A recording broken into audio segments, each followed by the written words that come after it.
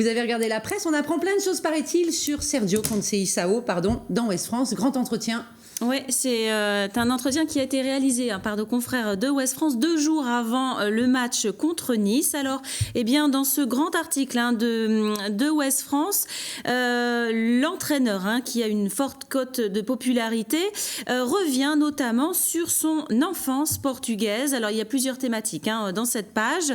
Alors voilà, Sergio Conceição raconte par exemple que quand il était petit, pour aller s'entraîner au stade de foot, il devait faire 6 km en bus et marcher longuement, il arrivait, il était fatigué, mais il est fier de ce qu'il a accompli. Il revient aussi sur son adolescence, il a perdu son père à l'âge de 15 ans.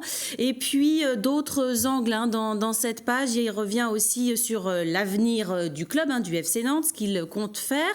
Sur son caractère également. Il explique que ce n'est pas facile de travailler avec lui, mais qu'il est toutefois très attentif à ses joueurs. Il arrive à savoir un petit peu ceux qui vont bien, ceux qui vont moins bien. Et puis une autre partie aussi qui est assez intéressante sur la famille de l'entraîneur du FC Nantes, qui vit toujours au Portugal. Il raconte par exemple qu'il s'est marié très jeune, il s'est marié à 20 ans, mais il a rencontré sa femme, lui en avait 17, elle 14.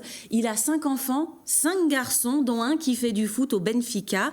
Il explique aussi que c'est dur d'être loin, mais il justifie ce départ aussi par son salaire et le fait que sa famille est heureuse au Portugal, puisqu'il peut financer pas mal de choses. Bon, vous le dites pas, mais il y a des côtés un peu macho, un petit peu quand même dans ce qu'il dit. Votre avis en lisant l'article. Allez, on change de sujet, rien à voir. Le djihad à la une de Presse Océan ce matin. Oui, c'est en une du journal. Pourquoi il y a tant de djihadistes nantais? On le découvre à l'intérieur du journal. Alors, en fait, le titre est un petit peu survendu.